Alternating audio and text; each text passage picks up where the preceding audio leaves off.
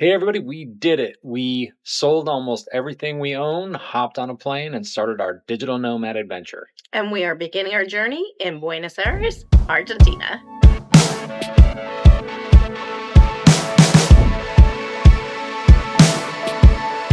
Hey everybody, I'm Sean. And I'm Deb. And welcome back to the channel. So we have made it to Argentina. We are here in Buenos Aires and we thought we would share a little bit of information. It's been a week since we landed and kind of give you a little bit of the update on what it took to get here and kind of how things have been for our first week.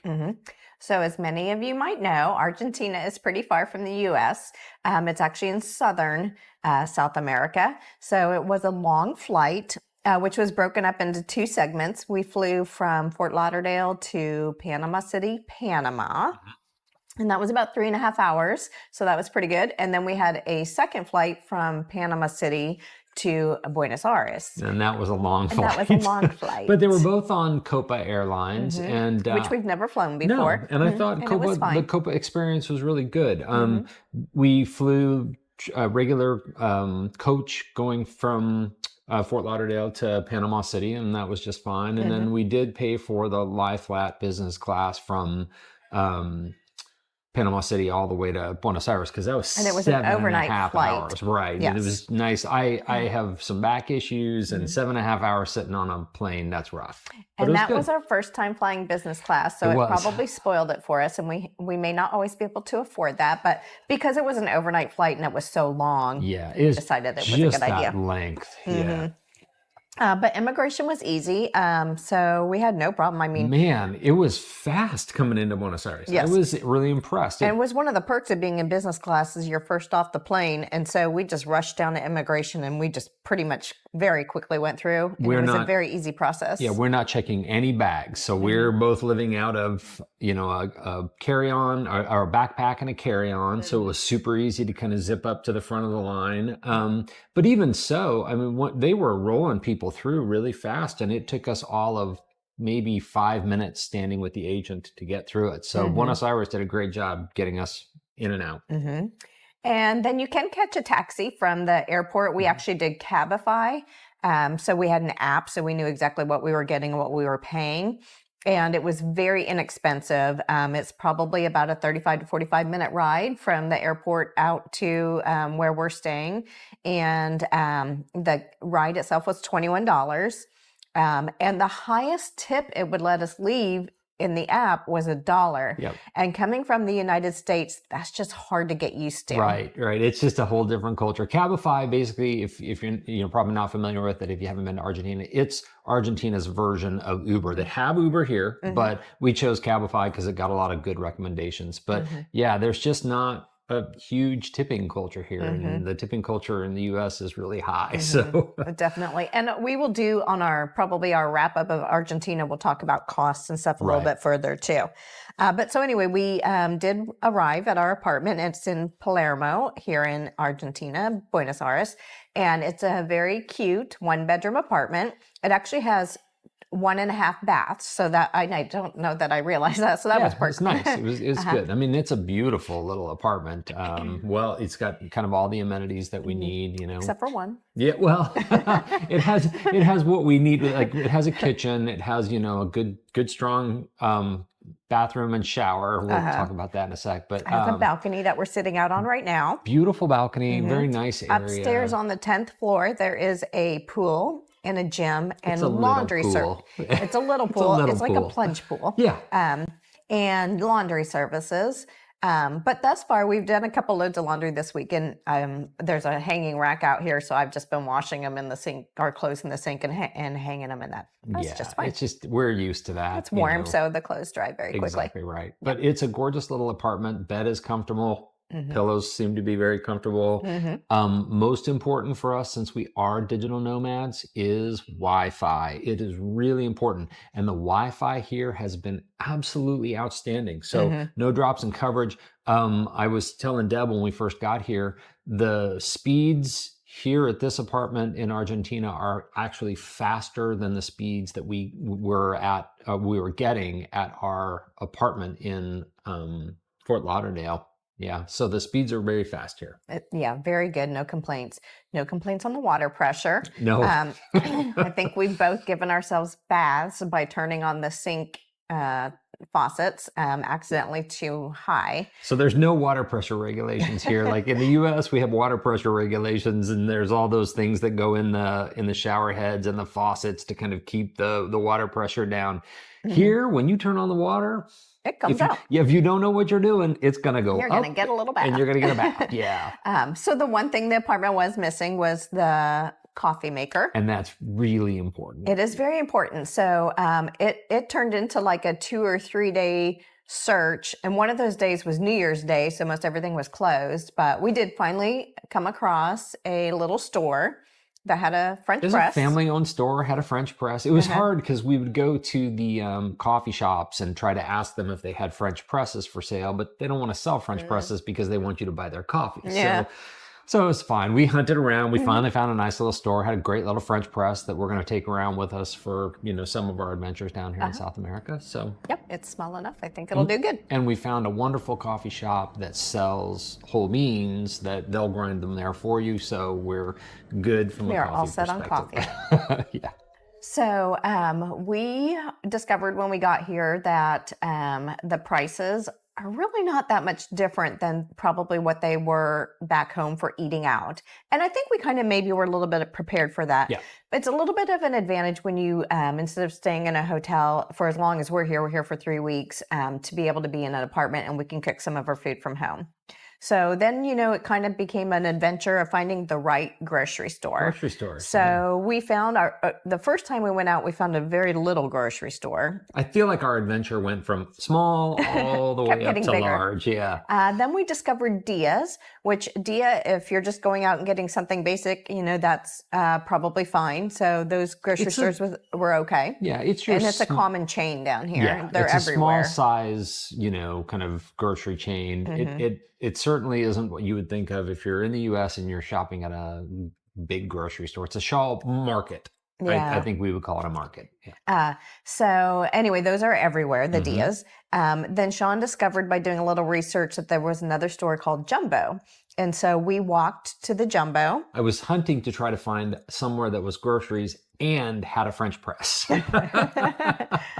But so the Jumbo, we went to the Jumbo and it was an even bigger step than Dia. So there was more available and it was nice. Lots of fresh fruit, lots of good stuff. Yeah. So. And then we were walking to the park one day and we passed what we have now named the Jumbo Jumbo. Jumbo Jumbo. Jumbo Jumbo is it's the big jumbo. Huge. And you'll see, we'll post some videos of it. Like we'll go kind of from the small to the medium to the large. But Jumbo Jumbo is really nice. It was very nice. So it was more of a, because it sold more than just food too. So it was kind of more of like a, Walmart, kind of like Walmart super center. Yeah, whatever those. Yeah. And so there was much more available and we were very happy with that. Yeah. So we were able to kind of get more ingredients to be able to make some simple stuff at home. Better variety of things. So the Jumbo Jumbo's nice. And the nice thing is if we need to run down to the Dia, then it's fast, like something we know we can get. But walking to the Jumbo Jumbo's like 15 minutes maybe. Yeah, maybe. You have to carry stuff back and they don't bag stuff, so you got to make sure you carry your bags. We bring our backpack every time we go to the grocery store. Yeah. Yep. But it's nice because the way that this little district is set up, everything is great. It's walkable. Yes, we've been able so far. Everything's walkable, which is really great. So let's talk about our district a little bit. So we are in Palermo, which when I did the research of where I wanted to stay, I kind of narrowed it down to not just Palermo. We're actually in Palermo, Soho. So we both have loved it so far. Yeah, there's a Palermo Soho and a Palermo Hollywood. So Palermo's kind of broken up a little bit, but Soho it's a pretty big district, but this district's great. It's great. It is absolutely beautiful. It's lots of tree-lined streets. So the just walking is very nice. We're here in the summer. It's hot. It can get to the 90s here. And walking in Soho, the nice thing about the tree-lined streets is always, usually always one side of the street is shady. So Mhm. you can kind of keep nice and cool and just enjoy a walk. A crazy amount of coffee shops and pastry Oh, shops. Like when we walk by a window with all the pastries, it's just sometimes you can't we're help but just stop like, and look. yeah. Oh, I mean, you can't help stop and look because we're Mhm. walking by and we're looking at all the pastries and all the cakes and all the tortas that are in the windows. And Mhm. man, they are serious about Mhm. their baked goods here in Argentina. So Palermo, Hollywood is just north of us, and it's pretty popular too. It's according to our host here, has maybe a little bit more of a nightlife scene, which we don't really care for so much, but there's plenty of bars here too. So just down the street from us, we'll talk about that in a minute. We actually ate at an Irish pub. There's actually a square just down the street from us, Serrano, Serrano Plaza Square, Plaza Serrano. Serrano. Yep, Yep, it's very nice. full of restaurants and Lots of bars. bars. And it's a very cute square. If we're not huge fans of Starbucks coffee, but if you need your Starbucks coffee, you can go down to Plaza Serrano and there's a Starbucks down there. So there's ice cream shops. Oh, there's lots of ice cream shops here. Like you can't, Hmm. throw a rock and not hit a block that has an ice cream shop on it. So And then also walking distance from here is the Arcos district, which we discovered was very cute. It's kind of more of your high-end shops, and we have no space in our bags for anything, so we're not shopping. we're not But buying anything. the only thing we buy is if we can eat it. So. Like I feel like it's what we would call like high-end outlet stores. Like there's a Nike store there and an Adidas store there. So if you are a clothes shopper and that's your thing, Hmm. going down to that the Arcos is a good spot for that. Hmm. There's also a good big pharmacy down there as well. So if you need anything from the drugstore, the Hmm. pharmacy is right there. So we are in the city, but also walkable from us are just fantastic parks. So the largest one is, I want to call it the 3rd of February, but it's the Tres de Febrero. Febrero, yeah. But it's a large park with like a little lake in it that has boats you can rent, little pedal boats you can go around. And It's very lots cute. of geese. And when we go down there, like on the weekend, it's very popular. Yep. And it has basically a road system going around it that doesn't allow cars. And so people are out there bike riding, rollerblading, Pushing their strollers, yeah, like pushing just their walking. strollers, walking. So There it's was athletics, like I don't know, Zumba kind of classes they were doing yesterday. So And then there's little parks off of that. There's an eco park, which we haven't gone to yet. It was closed for a few days. There's a botanical garden, which we will check that out check too. it out. Planetarium is down Japanese there. garden. Yep, the Yep. planetarium is down there. So that's all walkable from here. And so that's kind of really nice to get out in your green space. And there's have that. also like inside Palermo, that's kind of at the, kind of the oceanside area of Palermo. But inside Palermo, there's all these little pocket parks. So like little spots that you can kind of just go into, and some of them are decorated with art and some of them are just really nicely manicured. And so you can just kind of hang out and find a nice little shady pocket park. So one of the other really nice things about Palermo is the amount of food that is here. We talked a little bit about coffee shops and pastelerias, pastry shops, but there have been restaurants all over here in Palermo. Really nice. Yep, there's been quite a few. So we actually got here a couple days before New Year's Eve. And so we, for New Year's Eve, went down to the Serrano Square. That's just down the street from us. And we ate at Club Serrano. So it was kind of a little bit more of a bar, but I mean, it had a full restaurant too. Yeah. And we got seats up on the balcony, so kind of overlooking the square. So that was fun. Yeah, it was, it's kind of interesting getting used to just kind of the different cultural differences. We thought, man, New Year's Eve, there's no way we're going to be able to get a table someplace. Every place is going to be packed. All the restaurants are going to be jam packed. Actually, a lot of restaurants were closed, but it was nice because we went down. Not on the square though; they were all open. The square was all open, and everybody was having a good time. So it worked out really nice that we ended up. They seated us up on the balcony. But it was interesting that even as we were walking back, a lot of the businesses were closed. For New Year's Eve. Yeah, there was quite a few that were closed. So on the way down to the square, we've also eaten at a place called Panera Rose. which is not like our Panera back home, but Not sort like the of chain. similar, I I mean, guess. it's a chain It's because a there's chain, more than one Panera Rose. but it's like a coffee shop with pastries, and then meals too. So little yeah. tip in case you didn't know this, I did not know this. Panera in Spanish means bread basket, so that's why Panera in the U.S. is has a little bread basket thing, But Panera Rosa they're all pink. They're like really bright because they're pink bread basket.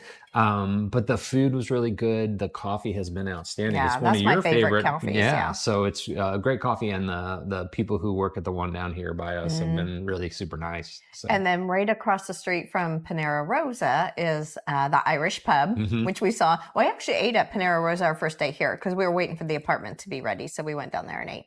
But the Irish pub, we ate there on New Year's Day. It was actually a little bit hard on New Year's Day to find stuff that was open. Most everything was closed on New Year's Day. Yes, almost everything was closed on New Year's Day. Yeah. But that was good. We had some good chicken wings. Yeah. They were fried like KFC fries their chicken wings, so they were a little bit different. Yeah, in the U.S., I mean, generally chicken wings are just the wings themselves dropped into the fryer. At the Irish pub, they actually breaded them before they fried them, so it was just a little different. It was really good. Yeah, they were really good. Yeah. And so for anybody who's coming here that is worried about like not having their comforts of back home, if you so choose, there are several fast food places.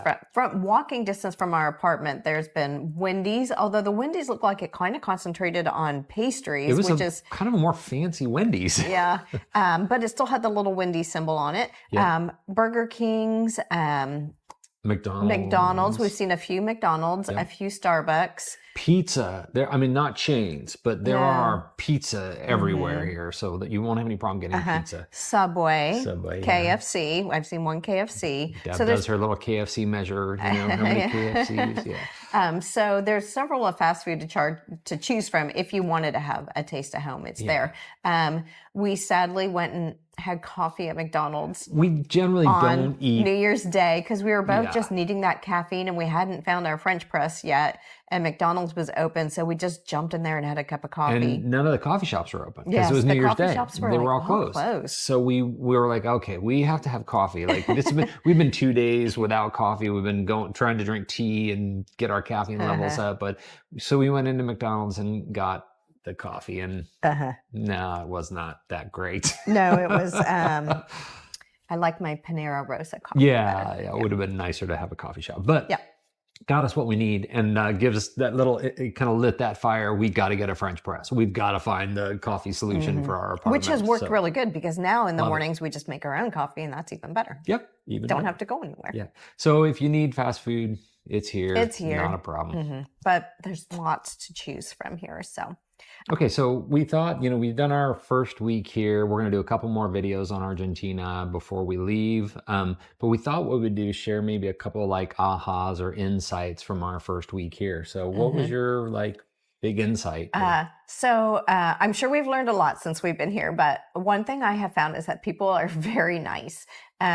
So I'll just tell you a story about in the grocery store. I had a lady come up to me, and she was talking, people who speak Spanish speak very fast. And so she was speaking her very fast Spanish, and I'm sure I just looked like a deer in headlights. And I just was like, no Espanol.